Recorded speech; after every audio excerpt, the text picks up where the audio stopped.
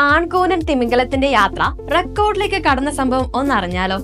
Humpback വെയിൽ 13,000 കിലോമീറ്ററിലധികം സഞ്ചരിച്ച് തെക്കേ അമേരിക്കയിൽ നിന്ന് ആഫ്രിക്കയിലേക്ക് അസാധാരണമായ ഒരു യാത്ര നടത്തി. ഒരു തിമിംഗലം നടത്തിയതായി രേഖപ്പെടുത്തിയിട്ടുള്ള ഏറ്റവും ദൈർഘ്യമേറിയ ദേശാടനമാണിത്. പസഫിക്കിനും ഇന്ത്യൻ മഹാസമുദ്രത്തിനും ഇടയിൽ പ്രായപൂർത്തിയായ ഒരു പുരുഷ ഹംബാക്ക് വെയിൽ സഞ്ചരിക്കുന്നതിന്റെ ആദ്യത്തെ സംഭവം കൂടിയാണിത്.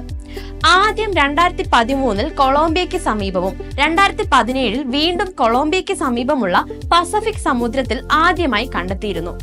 ഈ തിമിംഗലം വർഷങ്ങൾക്ക് ശേഷം ഇന്ത്യൻ മഹാസമുദ്രത്തിലെ സാൻസിബാറിന് സമീപം 2022 വീണ്ടും ഉയർന്നു. ഈ കുടിയേറ്റം ഇണയെ തിരയുക അല്ലെങ്കിൽ പാരിസ്ഥിതിക മാറ്റങ്ങളോട് പ്രതികരിക്കുക തുടങ്ങിയ തിമിംഗലത്തിന്റെ പ്രേരണകളെ സൂചിപ്പിക്കുന്നവയാണ്. സമുദ്ര ആവാസ വ്യവസ്ഥയുടെ പരസ്പര ബന്ധവും കൂനൻ തിമിംഗലങ്ങളുടെ ശ്രദ്ധേയമായ നാവിഗേഷൻ കഴിവുകളും ഈ യാത്ര ഉയർത്തിക്കാട്ടുന്നു.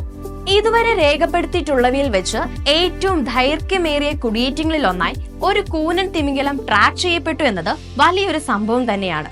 വേനൽ മാസങ്ങളിൽ തീറ്റയ്ക്കായി ധ്രുവങ്ങളിലേക്ക് 8,000 കിലോമീറ്റർ വരെ സഞ്ചരിക്കുന്ന കൂനൻ തിമിംഗലങ്ങൾ വർഷം തോറും ദേശാടനം ചെയ്യുന്നതായി അറിയപ്പെടുന്നു. പിന്നീട് അവർ ശീതകാലത്തേക്ക് അവരുടെ പ്രജനന കേന്ദ്രങ്ങളിലേക്കും മടങ്ങുന്നു. സാധാരണഗതിയിൽ ഈ തിമിംഗലങ്ങൾ സ്ഥിരമായി വഴികൾ പിന്തുടരുകയും പരിചിതമായ സ്ഥലങ്ങൾ വീണ്ടും സന്ദർശിക്കുകയും ചെയ്യുന്നു. എന്നിരുന്നാലും 13,000 കിലോമീറ്ററിലധികം കിഴക്ക് പടിഞ്ഞാറ് യാത്ര കൂനൻ തിമിംഗലങ്ങൾക്ക് വളരെ അപൂർവവും അസാധാരണവുമായ ഒന്ന് തന്നെയാണ്.